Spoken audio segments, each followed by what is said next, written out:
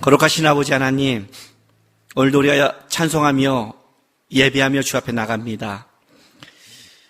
여호와 우리 주께서 우리와 함께 하시고 우리의 삶의 자리에서 우리를 바라보신다는 것을 잊지 않게 도와주시옵소서. 예배하면서 찬송하면서 기도하면서 말씀을 들으면서 하나님을 놓치고 내 생각과 내 염려에 빠지지 않게 도와주시고 이 시간 하나님 앞에 섰음을 기억하며 하나님만 온전히 바라보며 주의 말씀에 귀 기울일 수 있도록 함께하여 주옵소서. 감사하며 예수님의 이름으로 기도했습니다. 아멘. 하나님의 말씀 보겠습니다. 창세기 35장 1절에서 15절까지 말씀인데 제가 쭉 봉독하겠습니다. 하나님이 야곱에게 이르시되 일어나 베들로 올라가서 거기 거주하며 내가 내 형 에서의 낯을 피하여 도망하던 때에 내게 나타났던 하나님께 거기서 제단을 쌓으라 하신지라.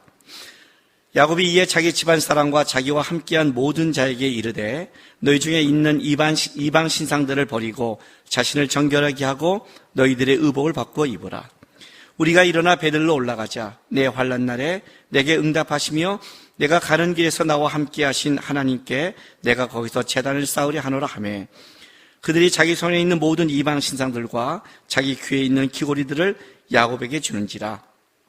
야곱이 그것들을 세겜 근처 상수리 나무 아래 묻고 그들이 떠났으나 하나님이 그 사면 고을들을 크게 두려워하게 하셨으므로 야곱의 아들들을 추격하는 자가 없었더라.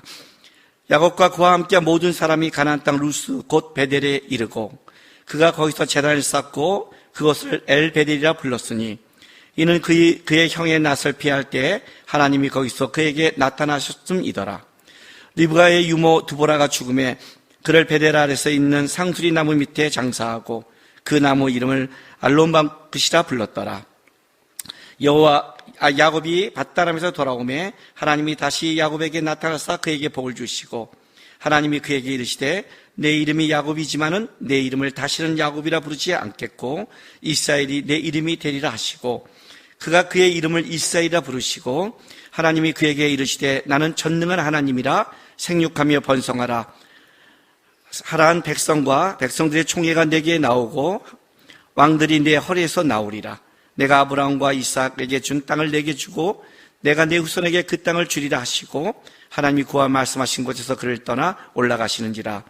야곱이 하나님이 자기와 말씀하시던 곳에 기둥 곧 돌기둥을 세우고 그 위에 전제물을 붓고 또 그 위에 기름을 붓고 하나님이 자기와 말씀하신 곳을 이름을 베델이라 불렀더라. 아멘.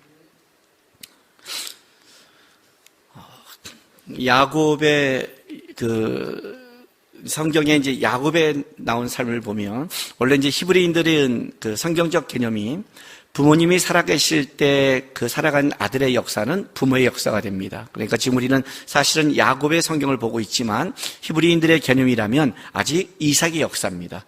왜냐하면 이제 35장 끝에 가서 이삭이 죽으니까 이삭이 죽을 때까지는 아무리 야곱의 것을 증언한데도 야곱의 역사고 히브리인들의 개념 속에서는 창세기 37장 그 아들들과 요셉의 싸움들 그것으로 시작해서 49장 야곱이 죽을 때를 이제 야곱의 역사로 봅니다.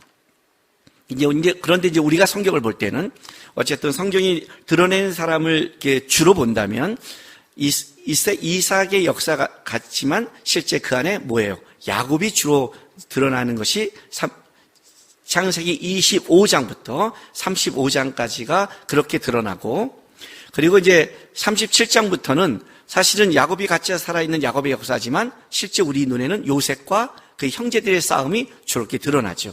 그래서 이제 표면적으로 볼 때는 앞에는 우리가 야곱, 뒤에는 이제 요셉과 그의 삶으로 이렇게 보고 있습니다. 그러나 성경 이 아브라함과 이삭과 야곱의 삶 속에 성경에 가장 많이 기록된 인물이 누구냐 그런다면 야곱이죠. 그죠? 야곱이죠. 25장부터 49장까지 가니까. 아브라함도 창세기 10장에 시작해서 25장 초반부에 끝나잖아요. 아브라함도. 그러니까 가장 좀 길게 가고 있습니다. 그러면 창세기 25장부터 35장까지의 가장 주된 그 야곱의 삶에 갖고 있는 포인트는 뭐냐면 축복을 누가 받을 것인가, 그리고 이 축복의 땅에 아브라함과 이삭의 유업을 이을 자가 누군가가 이제 가장 주된 것이고, 오늘 이제 완전히 그 가나안 땅으로 돌아온, 그리고 창세기 이 35장을 끝날 때에는 이제는 완전히 에서의 문제도 끝냈고 야곱이 완전히 아브라함과 이삭을 이은 이제 상속권자를 또 하나님의 그 말씀이 선포되는 것으로 끝나는 겁니다. 그 끝남으로 드디어 야곱이 상속권자가 되고 그 밧다람이 20년 동안 야곱의 자식들과 재물을 통해 하나님이 야곱의 기업을 어떻게 세웠는가가 이제 아주 주된 말씀으로 일어나고, 이제 그 야곱의 그 받은 은혜를 그 자식들, 선택받은 자식들은 중에 누가 더 우선권을 갖느냐가 이제 37장부터 주된 이야기가 쭉 시작되는 거예요. 베란가 성경 얘기 쭉 하니까 머리가 복잡하고 여기도 김나고 지금 딴짓하고 있죠. 네. 영상으로 보여도 그렇게 보여요. 희한하죠? 벌써 예화 들고 있으면 눈이 반짝반짝 빛나고 하다가 이게 막 성경 얘기하면 그래, 뭔 소리야, 빨리 끝내. 뭐 이러고 있는 거가 그냥 확 들어오는 거예요. 여러분 이제 성경을 볼 때 여러분 이게 쓱쓱쓱 넘어가는 거 있잖아요. 그렇게 넘어가는 거에 대해서 목사가 볼 때도 아유 저건 넘어가겠다 하는 성경이 있어요. 뭐 레위기, 그죠? 그런 거는 이제 보면 우리도 볼 때 복잡한데 여러분들이 그걸 뭐 하나님의 말씀이니까 보지, 뭐 레위기가 뭐 달아요, 레위기가 좋아요, 특별한 은혜를 받은 사람이죠. 거의 내 위기죠, 그죠? 거의 레위기는 그렇게 가는 거예요.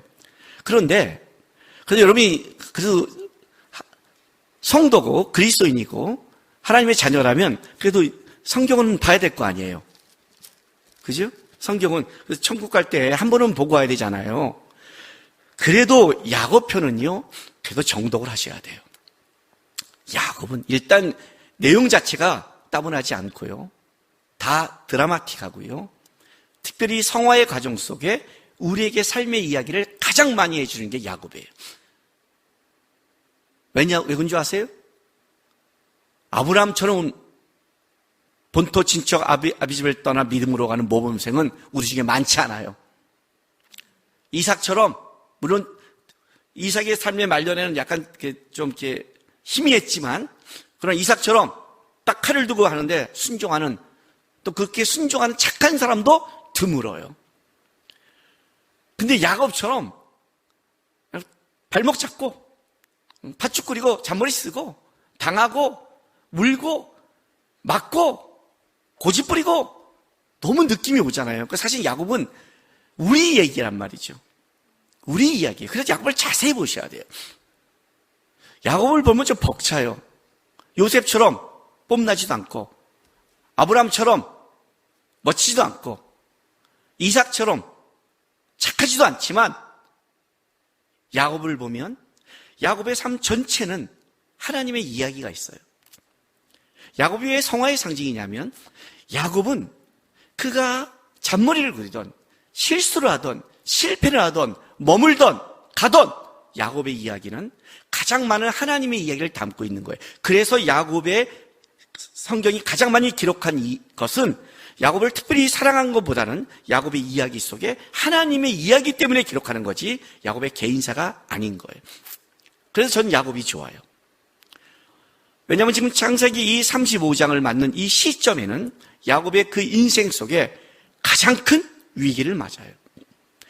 그 전까지 야곱의 위기란 건 위기가 아니었어요. 에서의 싸움? 예, 위기지만 형제고 한 고르기였고 아버지 이삭이 있었고 어머니 리브가 속에 눈치가 있는 적어도 그런 배경이었어요. 라반과의 치열했지만 그러나 장인이고 딸들이 있고 그런 관계예요. 그러나 이 세겜 땅에서의 있는 위기는 완전히 뭐예요? 원수될 수 있는, 죽일 수 있는, 철저히 우리를 말살시킬 수 있는 그런 족속과의 문제가 벌어진 거예요. 가장 큰 위기를 맞았죠. 그 위기 속에서 놀랍게도 위기로 끝나는 게 아니라 야곱의 인생을 보면 그 위기가 뭘 만들어냈고 그 위기가 뭘 이야기하고 있고 그 위기가 어느 쪽을 말하고 있냐를 얘기하는 게 또 야곱이에요. 그래서 야곱은 참 중요한 거예요. 특별히 이 35장은 밧다람에서 돌아온 야곱, 가나안 땅의 세겜에 정립한 야곱이 인생이 이제 내가 안심할 수 있다고 말하는 것이 진정한 안심인가를 얘기하고 있는 거예요. 그래서 이걸 자세히 보셔야 돼요. 자, 그래서 여러분이 오늘 이 35장을 볼 때 먼저 여러분이 한번 생각해 보세요. 왜 베델이어야 하는가? 오늘 하나님께서 야곱에게 베델로 올라가라 그러니요. 왜 세겜 땅은 아닌가? 세겜과 베델은 별 차이가 없는 거리인데 왜 꼭 이런 거죠. 쉽게 말하면 왜 수원에 오면 안 되는가? 왜 꼭 서울이 아닌가? 이렇게 되면 또 수원 사람들이 무시하는 게 되나요?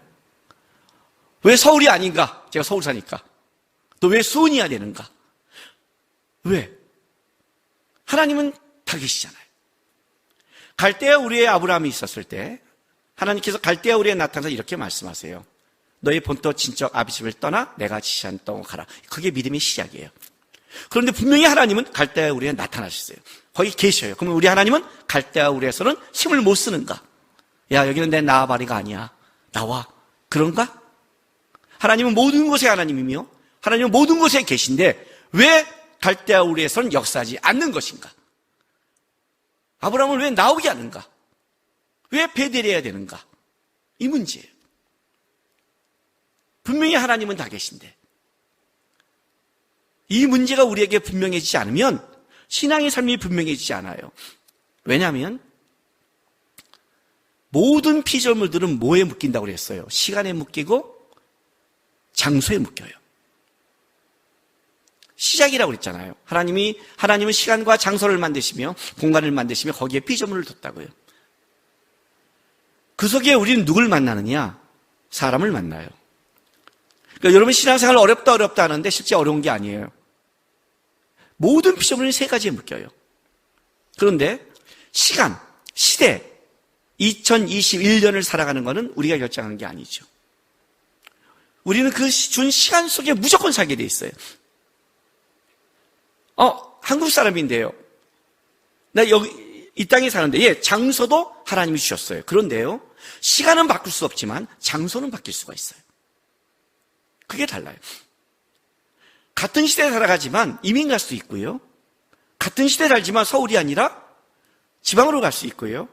같은 시대 같은 서울에 있지만 서울도 어떻게 돼요? 좀 동네가 다르죠. 우리가 교회를 다닌다라고 했을 때는 적어도 내 장소에서 갈 수 있는 거리를 얘기하는 거예요. 갈 수 있는 거리를. 갈 수 없는 거리를 할 수가 없어요. 그러니까 장소의 개념은 분명히 하나님이 한국 사람을 준 건 맞지만 내가 살아가는 장소는 고정되지 있지 않다는 게 중요해요. 또 한 가지, 내가 그 장소 속에서 만나는 사람의 관계도 달라지기 시작하죠. 그러면 신앙의 삶은 이렇게 결정나는 거예요. 하나님 주신 시간 속에 신앙을 어떻게 배우느냐? 장소와 사람의 관계 속에서 신앙을 배우고 드러내고 입증하는 거예요. 그래서 하나님이 신앙을 가실 때 어떻게 시작하느냐? 장소적 개념부터 시작을 해요. 장소적. 모든 곳에 하나님은 계시지만 우리에게 있어서는 우리가 모든 곳에서 하나님을 바라보고 살아가는 그렇게 된 게 아니니까. 그 장소에 우리는 영향을 받으니까. 눈과 귀가 거기 있으니까. 거기 있으니까. 피조물이 뭐예요, 여러분? 하나님이 둔 그 장소를 벗어날 수 없다는 거예요. 벗어나도 그 장소에 제한을 받아요.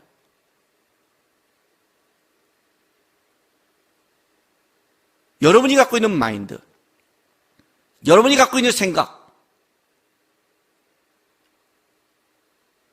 다 장소에서 받은 거잖아요. 제가 제 아는 부목사님이 계실래 사투리를 아직 못 고쳤어요. 사투리는 좀 액센트가 있잖아요. 그래서 내가 장난을 치려고 야 성경 말씀 나 좀 따라해봐 그랬어요. 너 말씀 따라해? 네 그랬어요. 여호와 그만 섬겨라 그랬더니 여호와 그만 섬겨라 그래요.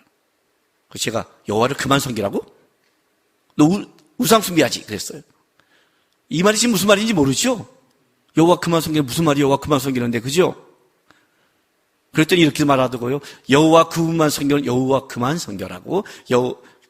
여호와를 그만 섬기라는 건 여호와 그만 섬기라는 거고, 여호와 그분만 섬기라는 건 여호와 그만 섬겨라, 이렇게 말하는 거예요. 우리는 계속 약 올렸죠. 사투리로 안 고치니까. 왜 사투리를 쓸까요? 그 장소에 살았으니까. 그 장소에서 들었으니까. 가끔 우리가 이해하지 못하는 한국 방언을 해요. 사투리를. 자기네는 그랬대요. 우리는 그 장소 속에 모든 영향을 받아요. 그래서 하나님이 먼저 어떤 얘기를 하냐면, 신앙은 뭐예요? 내 거를 버리고 주님을 쫓는 작업이에요. 버린다는 게 뭐예요, 여러분? 가족? 친척? 이것만 있어요? 아니요. 마인드, 생각, 방법, 경험한 것 다 버리는 거예요. 아브라함을 가나안 땅으로 딱 끌고 간 게 뭐예요? 왜 그 장소를 끌고 갔을까요? 까따르비아 때문에요. 까따르비아.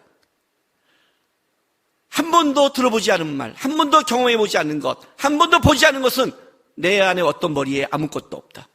하나님이 장소를 확 옮길 때 어떤 일이 벌어지느냐? 경험해보지 않았기 때문에 하나님을 의지할 수밖에 없는 거예요. 하나님만 바라볼 수밖에 없는 거예요. 우리는 거기서 모든 경험을 하고 모든 걸 받아들이니까. 갈대아우리도 하나님이 역사하지만 하나님은 아브라함이 하나님을 배우기 원했지, 거기서 자기 걸 갖고 하나님과 싸우기를 원치 않는 거예요. 하나님과 싸우는 모든 사람들은 다 여기에 있어요. 자기의 경험, 자기의 생각, 자기가 바라본 것, 이거 갖고 다 싸워요. 그래서 하나님이 어떤 사람을 훈련할 때 첫 번째 하는 게 뭐냐면 끌어낼 때가 있어요. 가! 장소 떠나! 이렇게 해요. 그 장소에서 하나님이 뭘 가르치느냐? 자기가 경험한 것, 자기가 생각한 것 싸우는 게 아니라 하나님이 인도하는 곳에서 하나님이 일하심을 가르치기 시작하는 거예요. 여러분, 신앙이 성숙하다, 신앙이 좋다는 건 다른 게 없어요. 하나님을 경험했다예요. 하나님이 내 삶 속에 역사했다는 걸 얘기하는 거예요. 그거밖에 없는 거예요. 누가 저한테 이런 말을 묻더라고요. 목사님은 하나님 살아계심을 믿어요? 믿지. 혹시 의심한 적은 없어요? 있지. 어느 때요? 말 안 해. 그잖아요. 그 말할 필요 없잖아요. 있지, 그러네요. 그럼 어떻게 극복하셨어요? 내 삶의 과거를 돌아봤지. 그러면요, 하나님이 하지 않았으면 내 삶은 이야기가 안 돼. 이야기가 안 돼. 우연도 말이 안 되는 거예요, 여러분. 우연도 매일매일 우연이 되면 그게 우연이에요? 필연이지. 1998년도에 IMF가 터졌을 때 신대원을 들어갔어요. 저는 통합지역 신학교에서 합신, 교단을 옮겼기 때문에 가자마자 전도사 자리가 없었어요. 둘째 애가 태어났는데요. 어떻게 먹고 살아요? 돈이 없고 아무 사역지가 없는데 매일매일 까마귀를 경험했어요. 하나님의 일하심, 채우신. 오늘 돈이 다 떨어졌는데 그 다음에 5천 원이 생기고 10,000원이 생기고 연결돼서 그렇게 채우는 거예요. 등록금도 하나님이 그렇게 다 채워줬어요. 이게 우연이에요? 그걸 어떻게 설명을 해요? 말도 안 되는 등록금을 낸 기적이 벌어졌는데, 어떤 사람이 우연히 전화해서 와갖고 3년 만에 와서 배령은 나한테 헌금을 하고 하는데 내 필요한 만큼, 그걸 어쩌다 할 수 있지만 그게 어떻게 모두 맞춰질 수 있어요? 하나님이 내 장소에 내 속에 일하심을 경험했겠으니까, 그 경험을 아니까 오늘 내가 힘에도 버틸 수 있는 거 아니에요? 하나님이 아브라함을 자라게 한 게 뭐예요? 끌고 다니면서 경험시키는 거예요. 애굽 땅에 가서도 경험시키고, 그지요? 롯과의 다툼 속에 빼앗겨도 하나님이 광야에 있는데 경험시키고 이삭도 경험시키잖아요. 우물을 빼앗기고 가는데 경험시키고 그 속에 그는 우물을 얻은 게 하나님을 얻어가면서 그 장소 속에 하나님을 배우는 거예요. 그가 그 장소에 있었다는 것은 이제는 그 장소는 단순히 물을 얻은 것이 아니라 하나님을 얻은 것이고 하나님을 배우는 것이 돼요. 신앙은 이렇게 배우는 거예요. 아브라함과 이삭과 야곱이 하나님을 체험하고 하나님과 약속한 장소는 각자 다르지만 그들이 하나님이 여기 있다고 말하는 것은 다 하나님이 선택한 장소 속에서 시작되는 거예요. 모세는요, 시내산이죠. 시내산이죠. 이스라엘 백성은 시내산에 와서 말씀을 얻죠. 거룩한 산. 거룩한 산이죠. 그게 왜 거룩해요? 신의 산이 뭘 그렇게 멋져요? 우리는 백두산이 멋지고 로키가 더 멋질 수 있죠. 스위스의 알프스가 멋질 수 있죠. 근데 왜 신의 산이에요? 하나님이 임재한 곳이니까. 그 장소적 개념이 바뀌는 거예요. 그래서 신앙은 장소적 개념으로 가는 거예요. 신앙의 삶은 이거예요. 간단히 말하면 나는 어느 장소에 있고 그 장소 속에 누굴 바라보고 살아가고 있는가가 이제 본질적, 실제적인 신앙의 싸움이에요. 그래서 베델이 되는 거예요. 야곱에게 있어서. 왜 베델이에요? 창세기 28장 18절부터 22절 말씀 때문에 그래요. 야곱이 에서를 피해서 밧다람으로 가면서 돌베개를 자고 낙담하고 있을 때 하나님이 거기 만나주잖아요. 만나주고 나서 18절부터 22절에 야곱이 한 말 보세요. 야곱이 아침에 일찍 일어나 베개로 삼았던 돌을 가져다 기둥으로 세우고 그 위에 기름을 붓고 그곳 이름을 베델이라 하였더라. 그 성의 옛 이름은 루스더라.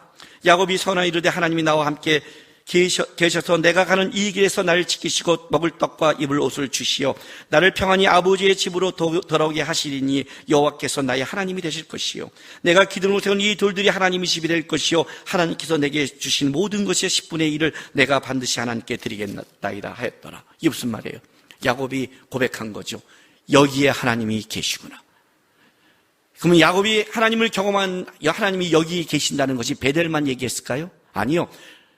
야곱은요, 하란 땅에서 그걸 경험해요. 야곱이 이렇게 고백을 해요. 하나님이 나를 거기서 2때나 이루게 했다고. 야곱은 거기서 하나님을 경험해요. 그러나 베델은 이 고백이 담겨 있는 거예요. 이 베델에서 내가 하나님의 하나님 되심을 만난 장소입니다. 나는 이 장소를 기억할 겁니다. 내 속에 하나님이 모두 일하신다면 나는 하나님이 나를 만난 장소를 기억해서 이 자리에서 하나님께 예배하겠습니다. 그 말은 장소적 개념이 뭐예요? 하나님이 나를 하셨다는. 야곱에게 베델은 하나님의 살아계심을 인정하는 고백의 땅이 된 거예요. 입술로는 하나님을 고백해도 이 장소를 잃었다는 것은 야곱은 뭐예요? 하나님과 약속을 잊은 거죠. 실제로. 그리고 하나님이 약속을 지켜서 한 거예요. 그런데 세김에 머물러버린 거예요. 베델을 기억하지 않아요. 이 정도 왔으면 됐지. 이만큼 하면 됐지. 그건 우리 생각이고.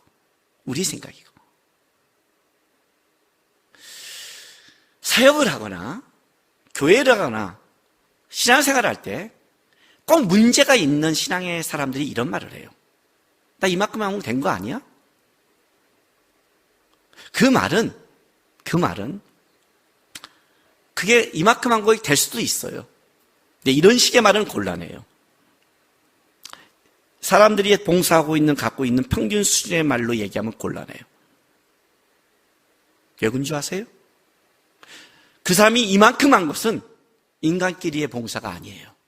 하나님 앞에서 하는 거예요. 하나님 앞에서 하나님이 이만큼이 아니라 이만큼 하라면 그만큼 해야 되는 거예요. 이만큼. 가끔 저는 하나님이 이 사역을 하면서 가끔 하나님께 농담 삼아 이렇게 말할 때가 있어요. 하나님, 좀 잔인하세요. 이렇게요. 왜요? 지치고 좀 쉬고 싶을 때가 있잖아요. 그럴 때 딱 쉴 수 없는 상황을 만들어버려요. 그럼 제가 그래요. 이제 하나님과 저의 둘 얘기죠. 하나님 좀 잔인하신데요? 이렇게 말해요. 그럼 하나님 뭐라고 말할까요? 아무 말씀 안 해요. 왜? 제 말한 게 가치가 없어요. 쓸데없는 소리 한 거죠. 쪼다 같은 소리 한 거예요. 그냥 한 거죠, 뭐. 쓸데없는 소리 하지 마요. 그잖아요.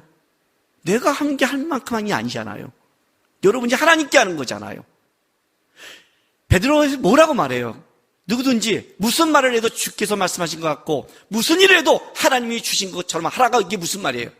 그냥 성령 받아서 말할 때 하나님 말씀처럼 하니까 딱 만나면 형제님 하나님 살아계십니다 이렇게 말하는 거예요? 아니에요, 여러분.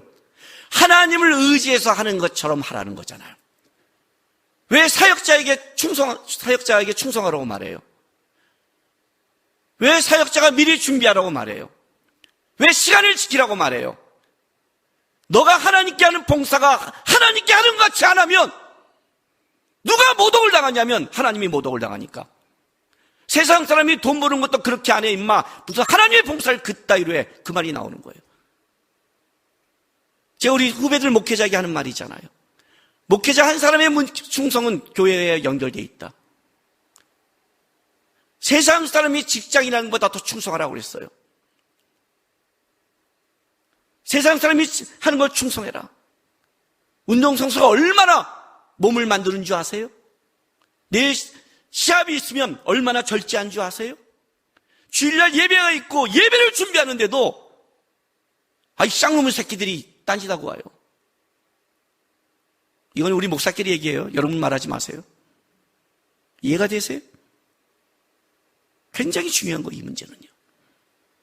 베델은 그런 곳이죠. 하나님을 만난 곳이란 말이에요. 놓쳐버린 거예요. 이만큼 왔으면 됐지. 왔잖아, 가나안 땅에. 아니요. 하나님이 원하는 그 자리예요. 자기가 약속한 그 자리예요. 그것을 사명이라고 그러는 거예요. 그 사람이 사명. 머물다가 문제가 터졌어요. 디나의 사건으로. 어쩔 줄 몰라요. 하나님이 이렇게 말씀하세요. 35장 1절. 하나님이 먼저 말씀하세요. 하나님이 야곱에게 이르시되 일어나 베델로 올라가서 거기 거주하며 내가 내 영 에서의 낯을 피하여 도망쳤대 내게 나타났던 하나님께 거기서 제단을 쌓으라 하신지라. 자, 하나님이 이르시되 그죠? 올라가서 거주하며 쌓으라 그러잖아요. 너 뭐 하는 거야? 올라가서 쌓아. 나랑 약속한 너. 그 장소가 어떤 장소? 너 영 에서의 낯을 피할 때 내가 너에게 나타난 하나님을 만난 장소. 이게 무슨 말이에요? 하나님을 만난 장소라는 것은 하나님을 기억하라는 거예요. 뭐 하고 있니 너 지금? 이 얘기를 하고 있는 거예요. 야곱이 정신이 확 들었어요. 그때 야곱이 정신이 확 들고 한 게 뭔지 아세요? 창세기 35장 2절부터 4절 보세요. 야곱이 이에 자기 집안 사람과 자기와 함께한 모든 자에게 이르되 너희 중에 있는 이방 신상들을 버리고 자신을 정결하게 하고 너희들의 의복을 바꾸어 입으라. 우리가 일어나 베델로 올라가자. 내 환난 날에 내게 응답하시고 내가 가는 길에서 나와 함께 하신 하나님께 내가 거기서 제단을 쌓으라 하며 그들이 자기 손에 있는 모든 이방 신상들과 자기 귀에 있는 귀걸이들 야곱에게 주는지라. 야곱이 그것들을 세겜 근처 상수리 나무 아래 묻고 이렇게 나가요. 하나님이 베델로 올라가라고 말했지 너 이방 신상 버려 의복을 정결케 이런 말 하지 않았어요. 그런데 야곱이 하나님께 올라간다는 말씀을 딱 하나님의 명령을 듣자마자 야곱이 한 첫 번째 행동이 뭐예요? 명령을 해요. 가족들에게 이방 신상들을 버리고 자기를 정결하고 의복을 바꾸어 입으라. 다른 말로 할게요. 야곱의 가문 속에 10년 동안 머물러 있는 것은 뭐냐면 우상이었어요. 더러움이었어요. 세상적인 거였어요. 그럼 야곱이 이때 하나님께는 예배 안 드렸나요? 세겜에 와서 엘렐로의 이스라엘 하나님 이스라엘 하나님이라고 제사를 쌓은 야곱이 그럼 하나님을 잊었을까요? 아니요. 제사를 드렸겠죠. 내가 드린 제사가 예배인가요? 내가 드린 예배가 예배인가요? 내가 성경을 읽고 기도했으면 경건한가요? 경건은 하나님을 닮아가는 게 경건이지 종교생활을 경건이라고 말한 적은 없어요. 교회 조금 봉사하고 하면 그대가 봉사한 건가요? 내가 주의 이름으로 귀신을 쫓은 것도 주님은 불법이라 했는데 주의 이름으로 선지자로 한 것도 불법인데 주님을 높여야 주님을 앞에 일을 하는 거지. 주님 앞에 쓴다는 걸 딱 알자마자 첫 번째가 뭐냐면 내 것을 버리기 시작했어요. 그게 거룩이에요. 왜 우리가 거룩한 장소를 가냐면 거룩한 곳을 향하면 내 안에 먼저 시작되는 첫 번째 원리가 우상이 버리게 되어 있는 거예요. 이런 거랑 같은 거죠. 내가 한 여인을 너무 사랑해서 이와 결혼하려고 마음먹은 순간 다른 여인은 아무 가치가 없는 것처럼 똑같은 거예요. 내가 이 여인을 사랑하며 결혼한다고 딴 여인을 만나는 것은 사실 사랑하지 않는 거죠. 그만큼. 그런 일이 벌어지는 거예요. 이건 자동적인 거예요. 영적인 거룩이라는 것은 삶에서 우선순위가 분명하게 드러나게 돼 있어요. 그가 하나님을 향한 순간 그 안에 있는 게 보이기 시작했어요. 세겜 상수리 나무에게 물었어요. 그게 무슨 말이에요? 세겜 상수리 안에 더러운 우상이 묻혔다는 것은 거기는 야곱이 머문 땅, 타락한 땅이라는 거죠. 그리고 하나님을 향했어요. 하나님을 향하자 하나님이 사면 고울들을 두렵게 해서 야곱을 쫓지 못하겠어요. 역사하기 시작한 거죠. 나는 상황이 끔찍해요. 하나님을 더 바라세요. 하나님을 바라고 있는데 아직 해결이 안 됐어요. 더 바라세요. 언제까지요? 더 하세요. 해결이 목적이 아니라 하나님이 여러분을 더 깊이 있는 사람으로 만들기 위한 인도하심이니까 더 하세요. 그리고 베델에 갔어요. 베델에 가서 자 7절 8절 보세요. 그가 거기서 제단을 쌓고 그것을 엘 베델, 하나님 베델의 하나님이라 불렀으며 이는 그의 영의 낯을 피할 때 하나님이 거기서 그에게 나타나셨습니다. 자, 제단을 쌓았어요. 그리고 리브가의 유모 두보라가 죽었음에 그를 베델 아래 있는 상수리 나무 밑에 장사하고 그 나무의 이름을 알론 바쿠시라 불렀더라. 곡함의 상수리, 통곡의 터전이에요. 이 장소가 펑펑 우는 곳이 됐어요. 근데 참 재밌는 게 뭐냐면 처음으로 여기에 리브가의 유모 두보라가 죽음을 얘기해요. 리브가는 누구예요? 야곱에게 있어서 바로 믿음의 어머니였고 영적인 것의 통로에 있는 어머니예요. 야곱에 있어 영적인 유산을 얘기한다면 그는 리브가였어요. 그 리브가의 유모 두보라는 어떻게 야곱을 키웠을까요? 리브가 똑같이 키웠겠죠. 그 사람의 죽음을 벼랑간 성경이 기록을 해요. 근데 이 기록 속에 뭐와 비교가 되냐면 4절과 8절을 대조시켜요. 4절에 그들이 자기 손에 있는 모든 이방 신하들과 자기 귀에 있는 귀고리를 야곱에게 주는지라 야곱이 그것들을 세겜 근처 상수리 나무에 묻고 이 우상 신상을 세겜 상수리나무에 묻고 영적인 자기의 사람, 경건한 사람의 죽음을 어디에? 베델에 있는 똑같은 상수리 나무인데 베델에 묻어서 세겜 상수리 나무에 있는 우상과 베델 상수리 나무 안에 있는 영적인 경건한 자의 죽음을 대비시켜서 야곱이 지금 어떻게 옛 것을 완전히 다시 묻고 하나님이 원하는 장소에 와서 하는 것을 대조시키는 거예요. 그것이 딱 끝나자마자 성경 35장 9절에 성경이 드디어 이렇게 다시 말해요. 자, 9절부터 제가 13절까지 쭉 읽게 들어보세요. 9절에 드디어 야곱이 밧단 아람에서 돌아오매. 이해가 되세요? 지금 드디어 하나님이 네가 밧단에서 돌아왔다는 것을 이제 인정하신 거예요. 세겜이 아니라 베델에 와서 여기서 하나님께 제단을 쌓고 여기서 하나님 앞에 약속의 장소에 나오자 드디어 성경은 야곱이 돌아왔다. 하나님이 원하는 곳에 왔다. 하나님과 약속시킨 곳에 왔다. 하나님이 계신 곳에 왔다는 것을 드디어 인정을 해요. 그리고 하나님이 다시 얘기를 해요. 뭐라고요? 창세기 32장에 그의 환도뼈를 쳐서 야곱을 이스라엘로 바꾸잖아요. 내 이름이 뭐냐? 약탈자입니다. 그렇게 부르지 마라. 이스라엘 부르라 한 그 말씀을 야곱이 이스라엘을 잊고 살았거든요.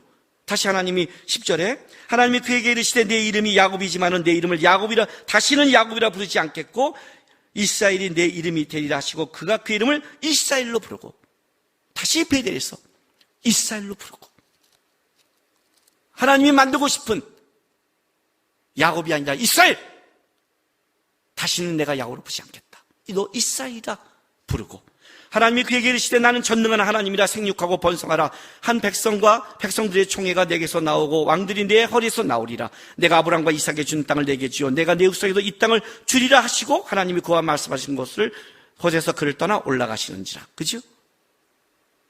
다시 언약의 재언약을 하는 거예요. 어디서? 베델에서. 베델에서. 신앙의 싸움이죠. 여러분 죄가 들어올 때 어떤 싸움을 하는 줄 아세요? 창세기 3장 볼게요. 창세기 3장 7절에서 10절 보세요. 아담과 하와가 선악과를 먹고 죄를 지은 다음에 7절 이에 그들의 눈이 밝아져 자기들이 벗은 줄 알고 무화과 나무 잎을 엮고 치마로 삼았더라. 그들이 그날 바람이 불 때 동산에 거신 여호와 하나님의 소리를 듣고 아담과 그의 아내와 여호와 하나님의 낯을 피하여 동산나무 사이에 숨은지라. 여호와 하나님이 아담에게 부르시며 그에게 이르시되 내가 어디 있느냐.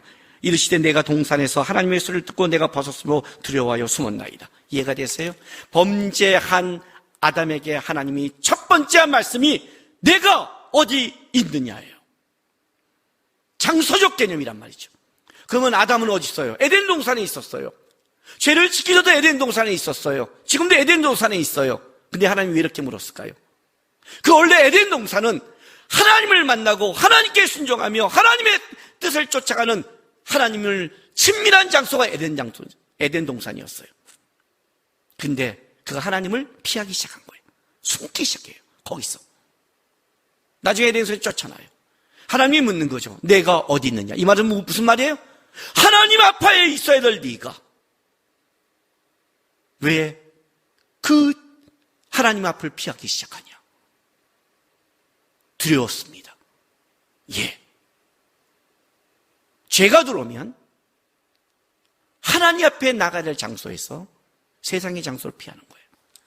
창세기 4장 16절 보세요. 카인이 범죄하고 카인이 아벨을 죽인 다음에 카인이 표를 받고 하나님 앞에 벌을 받은 다음에 보세요. 카인이 여호와 앞을 떠나서 에덴 동쪽 놋 땅에 거주하며, 놋 땅에는 하나님이 안 계세요? 계세요. 그런데 뭐래요? 여호와 앞을 떠나. 죄를 지은 인간은 하나님을 피한 다른 장소를 가게 돼 있다. 어떤 장소? 하나님을 만나면 두려우니까 편한 장소. 무엇을 먹을까 마실까 입을까 죄악을 누릴까 다른 사람의 어떤 눈치 안 보고 마음 놓고 자기 마음대로 할 수 있는 것, 장소. 그가 가는 장소를 보면 그의 신앙과 삶이 보이는 거예요. 그가 어느 장소를 좋아하면 그 장소를 보면 그의 삶과 마인드가 나오는 거예요. 하나님을 기뻐하는 자의 특징은 뭐냐면 하나님이 원하는 장소를 사랑하게 돼 있어요. 신앙이 문제가 생길 때 보면 하나님 앞에 나와야 될 장소에 대해 멀어지기 시작해요. 예배가 멀어지죠. 그죠? 하나님께 멀어져요. 분별은 너무 간단해요, 여러분. 분별은 내가 사랑하는 쪽을 가게 돼 있어요. 우리는요, 내 마음속에 있는 것을 가게 돼 있다고요. 내가 좋아하는 걸 쫓게 돼 있다고요. 여러분의 삶은 어디를 향하고 있는 거예요, 도대체? 그걸 바라보는 거예요. 하나님 앞에 나와서 예배하면서 우리는 여전히 뭐에 눌려 있냐면 세상 거에 다 가지고 눌려 있어요. 벗어날 수 없죠, 인간이니까. 저도 마찬가지예요. 힘든데 어쩌라고요. 우리는 사람인데. 그런데 믿는 자와 안 믿는 자의 차이는 뭐냐면 적어도 하나님 앞에 나올 때는 하나님 바라보고 멀리 있어 하나님을 향한 눈물과 하나님을 바라보고 있는 소망이 있는 거예요. 그걸 신앙이라고 그래요. 요나가 하나님의 말씀을 어길 때는 벌써 도망갔는데 그가 물고기 뱃속에서 어떻게 회복돼요? 성전을 생각했더니, 성전을 생각했다고는 하나님을 바라보기 시작했다는 거예요. 그 장소, 성전은 하나님이 계신 곳이잖아요. 그걸 바라보는 거예요. 거기서 거룩한 싸움이에요. 거룩은 뭐냐면 하나님을 바라보고 살아가는 게 그냥 거룩이에요. 종교적인 게 아니에요, 여러분. 그 싸움이에요. 야곱에게는 거기가 베델이었다는 거죠. 베델. 하나님을 만났고 하나님의 이야기가 있는 것. 우리에게는, 여러분에게는 하나님을 만난 고백의 장소가 어디예요? 사랑하세요, 여러분. 하나님이 싫어하는 장소에 가지 마세요. 한번 가도 되잖아. 그게 뭐 죄야? 죄예요. 죄예요, 여러분. 윤리적이고 도덕적으로 말하는 게 아니에요. 하나님이 싫어하는 마음을 가졌다면 죄예요, 무조건. 하나님이 싫어한다면 죄예요. 물론 그건 수준에 따라 다르겠죠. 어떤 사람은 아직 초신자니까 하나님이 봐주지만, 그러나 여러분 신앙이 잘수록 하나님은 여러분이 더 하나님을 향한 그것을 바라보게 돼 있는 거예요. 그 싸움을 가는 게 신앙의 삶이죠. 억울하세요? 억울하세요? 누가 그러더라고요. 대학교 들어가자마자 나한테 성경 공부하는 청년이 있었는데 그 청년한테 그러더라고요. 지나가던 40대 넘은 우리 성도가 불쌍한 것 그래요. 왜 가요 불쌍해? 그랬더니 대학교 가자마자 세상도 못 날아오고 김남국 목사님한테 붙잡혔으니 너는 못 놀 수 있겠니? 안 됐다. 나는 10년 다 놀고 목사님한테 와서 말씀도 배우고 놀기도 했는데, 와, 십자가로 뒤통수를 찍을 뻔했어요. 그게 불쌍한 거죠. 그죠? 불쌍한 거죠. 그때부터 거룩한 장소가 있으니까 불쌍하죠. 불쌍하신가요, 여러분? 하나님을 떠난 곳에 있는 게 불쌍한 거예요. 불쌍한 거예요.